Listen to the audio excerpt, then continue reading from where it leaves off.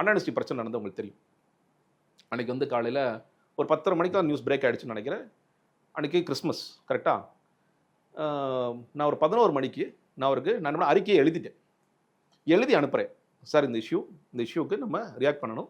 நான் எழுதிருக்கிறது எது இதெல்லாம் கண்டென்ட் ஓகே இருக்கும், நீங்கள் பார்த்து செக் பண்ணி போடுங்க. போட்டுட்டு ஃபோன் பண்ணுறேன், ஃபோன் எடுக்கல. ஒரு மணி நேரம் மீட்டிங்கில் இருந்துருப்பாரு, இருந்தாலும் ஒரு மணி நேரம் கழிச்சா கூட சொல்லுங்கள் அப்படின்னாரு. அதில் வந்து என்ன பண்ணேன்னா, இது வந்து கிட்டத்தட்ட நான் வந்து ஒரு நிர்பயா இஷ்யூக்கு சிமிலரான இஷ்யூ இது பயங்கரமாக ஃப்ளேரப் ஆக போகுது.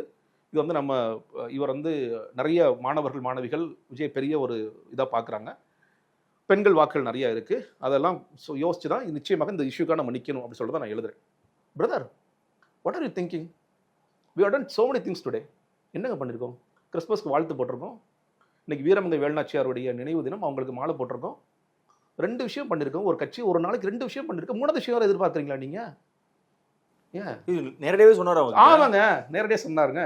நேரடியான ஃபோனில், நான் நேரடியாக ஃபோனில் சொல்கிறேன். நான் புதுக்கோட்டையில் இருக்கேன். அப்போ புதுக்கோட்டையில் இருந்து நான் வந்து காலையில் பார்த்தோன்னே எனக்கு பற்றிட்டு வருது. எனக்கு என்னடா அன்ஹானஸ்டி, நம்மலாம் வந்து பெரிய ஒரு இன்ஸ்டியூட்டாக பார்த்த ஒரு இதில் இந்த மாதிரி ஒருத்தர் சர்வசாதாரணமாக ஒரு விஷயம் பண்ணிட்டு போயிருக்கான் இது அப்படின்னு சொல்லிட்டு எனக்கு கோவம், அவ்வளோ கோவம் வருது எனக்குலாம்.